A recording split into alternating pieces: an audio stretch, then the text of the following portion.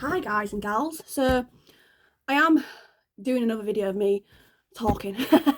I've got like a long list of things that people have either asked me to talk about or have come up, and I thought, right, I'll put that on the list. So I'm just kind of chipping my way through a few little things. I kind of want to stick, like, I feel like I don't want to call it a series, but I do feel like I'm going to call it a series. It's not really a series. It's just that there's going to be a few videos that are probably all kind of interconnected, because we've got a kind of really vast array of topics within a topic kind of thing. So I wanted to kind of, I suppose, connect the dots, because for so many reasons it can make it more understandable, but also it can actually help people who are experiencing energy work and wanting to get into energy work. So I'm going to talk about something that's pretty important and start at the basics of energy, and kind of talk about something that I channeled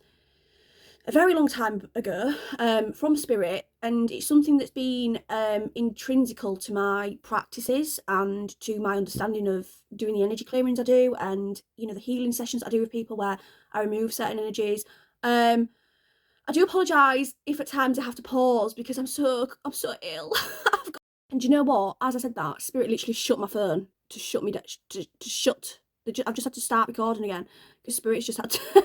Spirit's like, blow your nose. Shuts my recording off. I just love being this guided. It's unbelievable.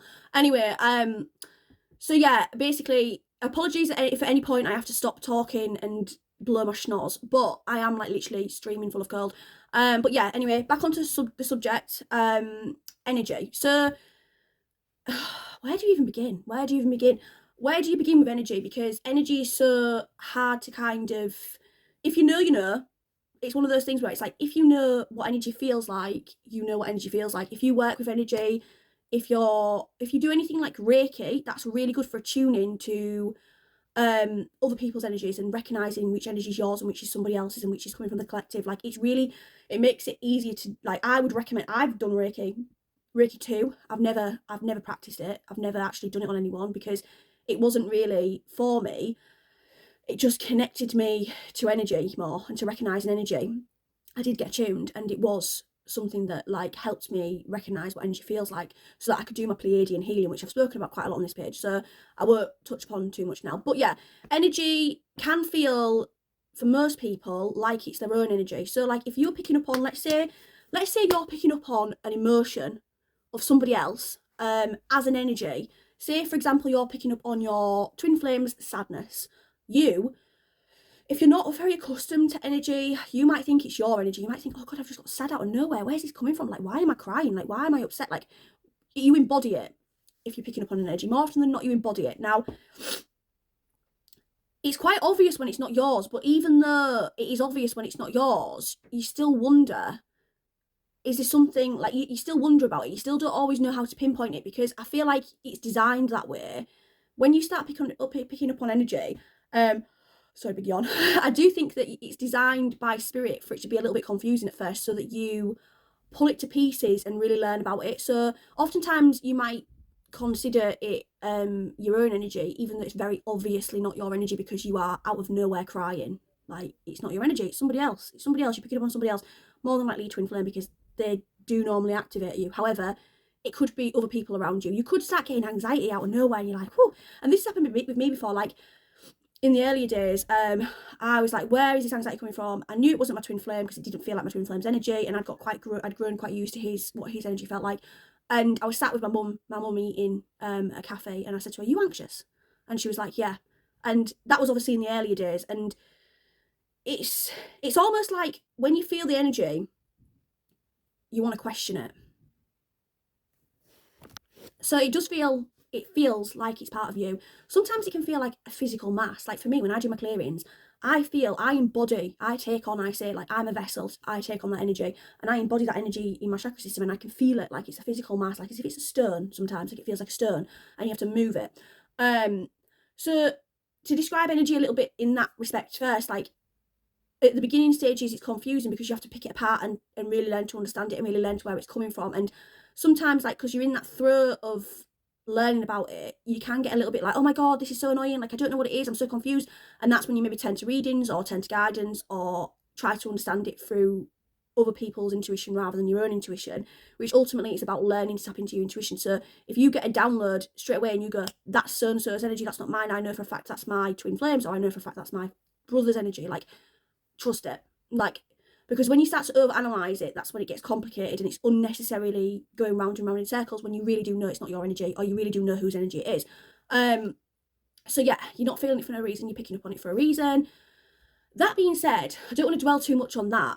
Obviously, if there's more to be said about how to pick up on energy, I will do another video about it. And if anybody wants another video on it, comment below, because I'll do more in the thing is, there's so much to touch upon that I want to obviously cover all bases. So I don't want to stay in one topic unnecessarily for too long. But yeah, that's the basics of energy. Then you get to a point where you know and you trust it, and you know when it's your energy and you know when it's someone else's, and you'll kind of say like, you know, oh God, my DM's like having a bit of an angry time right now, like he's not happy, he's angry. Or you might say somebody in this room's like, are you feeling a bit sad? What's going, like, you know, you get to know it after a while. I mean, bear in mind we're in 2025 now. And it probably took me up until maybe last year to really know, like to really truly trust it, from probably doing it since, well, all my life really, but knowingly knowing about it 2018. So it does take a while as a process. And I mean, some people might be like, oh my God, they might hear that and go, what, that's so long, like that's ridiculous. But it's a journey. It's a marathon, not a sprint. And if you're going to do this for your purpose, it has to be thorough. And that's obviously why it took, not everyone takes that long, but that's why it took me so long. It took me so long because I had to be really certain I knew what I was doing. Because I was obviously going to be, part of my purpose is to do Pleiadian healing and energy clearance, which is really important. But obviously I need to know energy if I'm working with energy. Obviously, I don't want to, like, I'm going to move on now. So the next, what a mess, sorry. I just got like really distracted in that moment. But yeah, energy, it takes time to work out if it's yours or if it's somebody else's, but eventually you get there. And when you get there, that is usually when you are being called to use your skills for whatever your purpose might be. Now, it might not be energy work, it might be readings, it might be could be any number of things. But I do feel like one thing that's really important to kind of know about when working with energy in any capacity, even as a purpose or even just for your own benefit, when you are purging, especially if you're on the twin flame journey and you are transmuting for your divine masculine or your divine feminine, and you are healing your energy and you're healing your energetic system and you're trying to align to a frequency, what's really important to learn about is energy entanglement or energetic entanglement. I downloaded this term years and years and years ago. Spirit told me about energetic entanglement and I was like, it's an obvious one. Like, it's not a new thing. I'm not going to sit here and say, oh yeah, I've coined the term, or like, people know about this. But I feel like, obviously, to explain it from how I channeled it and how I interpreted it from spirit is, it's when you absorb other people's energy. Now, this happens, it's quite an obvious thing. It's something that probably is well known about. And if you even put it into context in a 3D perspective rather than a spiritual perspective, and you think about how when you spend a lot of time with somebody, you start to become like somebody, that is energy entanglement. So, sorry, I'm just having a deep breath. When, say for example, if you're on the twin flame journey and you've dealt with a karmic partner, or your twin flames dealt with a karmic partner, what will happen is they will entangle, their energy entangles. So it does happen when you are intimate with somebody, but it also happens when you spend a lot of time with somebody as well. So it's not just about that. Like, karmic partners in the romantic context, you know, obviously I am referring to them, but it could even be karmic partners or karmic people in the respect of family members or friends or anyone that has a karmic influence on that person. You start to absorb their energy like a sponge, and it becomes part of your energy system. Now, when it becomes part of your energy system, it causes problems. It can cause breakdowns, Spirit's saying to me now, and shockwaves. Because if you think about who you are, so to put it into a perspective, if you are, let's say, for example, you're the colour blue, You're the colour blue, and that's who you are. You're blue. You're blue. Your soul's blue. You're blue. Everything's blue about you. And you get with somebody, a karmic partner, and they are green, and everything about them is green, and you know they embody green. That's two opposing energies. Now together, they're going to come together, and I'm going to be really dumb here because I'm pretty sure it makes purple, but I'm not 100% sure. I don't know if this analogy is going to fall flat, but anyway, when they're merging the colours, obviously you create a different colour, you create a different energy. So if you're then absorbing that new colour and that new energy from Mr. Green, but also the new colour that you create together, I'm pretty sure it might be brown actually. I don't know. I'm not good at this kind of thing. Like anyway, you've got that in your blue now. Your soul, it's not blue anymore. It's got green in it, and green isn't you. So you're like, it's the shock. There's a shockwave. There's a system. There's going to be changes to your personality. So green maybe makes you jealous, or green maybe makes you angry at times. And maybe normally blue doesn't really react out of anger. Maybe blue's quite emotional in a more like feminine way or a softer way. Like maybe they don't really like that anger, and you start to react to things angrily because of green being in your blue, and you're going to be like, oh, hang on a minute, I don't like this.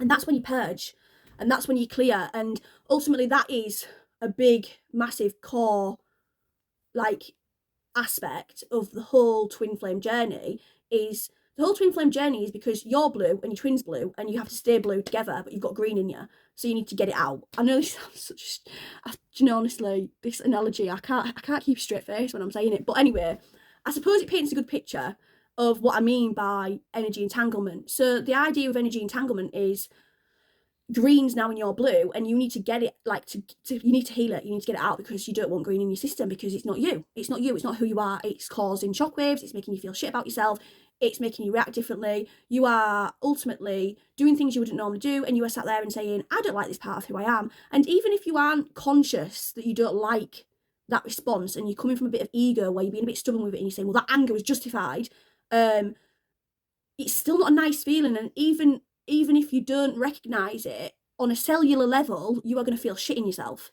You're going to start to go, oh God, you know, it's horrible. Like, you might even feel it as a little bit of like sympathy for yourself, or like it might be a little bit of a pity party. And ultimately, energy entanglement is bad. You don't want energy entanglement, because what energy entanglement is not you. And you have to then do things like purge, which isn't great. You have to have triggers happen for you to trigger that energy out of your system. So you might get somebody saying things to you to make you really angry, so that you purge it out and you release it and you heal it and you heal that dynamic, and you say, you know what, I don't like acting angry, so next time I'm going to react differently. And then there's also energy clearings, you know, like people clear energy, like myself and others, and that helps remove the energy entanglement. Now, when you have a karmic relationship or karmic influences, and even if you are in a dynamic, let's take a family dynamic where you're maybe naturally quite a chilled out, laid back person, and you've got somebody who's whizzing around the house, maybe your brother, your sister, your mum, your dad, and they are nagging at you, and they do this needs to be like this, and maybe they're a bit obsessive with certain things, that's going to cause some energy entanglement, because what they are essentially doing is conditioning you and training you. So you're going to be like, do you know what, right, I can't leave, say for example, every time you use a cup, you have to wash that cup straight away. Maybe that's part of like your parent likes, your mum likes that, so you do this people pleasing mechanism because they are making you feel like you need to, like you're pressured into doing these things, and then that becomes a habit, that becomes part of your energy. But then that manifests from just where every time you use a cup you have to wash it straight away, to oh, there's germs on this thing, or there's this and this, and it becomes, it spills over into other areas. Like, you know, maybe you get, not saying that there's anything wrong with being clean, but if it's not part of who you are, and you're normally a little bit more laid back in terms of you do things at a slower pace, or you're not quite as obsessive about things, you're not quite as an obsessive cleaner as your mother was, then it's a problem, because it's not part of who you are, and it's making you maybe a little bit ill at times, because it does make you ill. It manifests as like illness in your system. It manifests as anxiety. It manifests as obsessive thoughts. So I suppose some of these things sound healthy. Do you know, like when I say like, oh, okay, some of the examples might sound healthy, or even if you're conditioned to do something like let's think, for example, you might be conditioned to not be argumentative because your parents told you off every time you argued, or you were with a partner who was argumentative and that made you a little bit more chilled out and laid back. That's healthy. Ultimately, it's healthy. It's a healthy dynamic. It's not a bad trait. And if I'm being honest, I don't believe that. Okay, we do have bad traits, obviously, but a lot of traits are not necessarily bad. It's just that they are not you. So that's what I'm trying to say. Like, I suppose if you're not an argumentative person and that's who you are, that's your blue, that's fine because that's who you are. But if you're not an argumentative person and that's actually because you've had an influence from somebody who's put green in your blue, that's when it's a problem because it's not who you are. So ultimately, I feel like energy is all about, an energy entanglement is all about getting it all out and just becoming who you truly are. And that's a lot of the bigger picture with the twin flame journey as well. So it all kind of interlinks. There's a lot to be said, but I wanted to talk about how to recognize energy, and I want to talk about energy entanglement. There's other things I want to talk about as well with regards to energy, but I think I'm going to cut this video short here because I don't want to start getting to a point where I am like rambling and it gets a little bit overwhelming. So if there's any questions on this video, please, I beg, ask me in the comments and I'll do other videos, because like I said, I do want to make it into a little bit of a series because there is a lot to be said about it. There's a lot to be said. And I do want to talk about energy vampires, and that's probably something I'm going to talk about next because it all interlinks.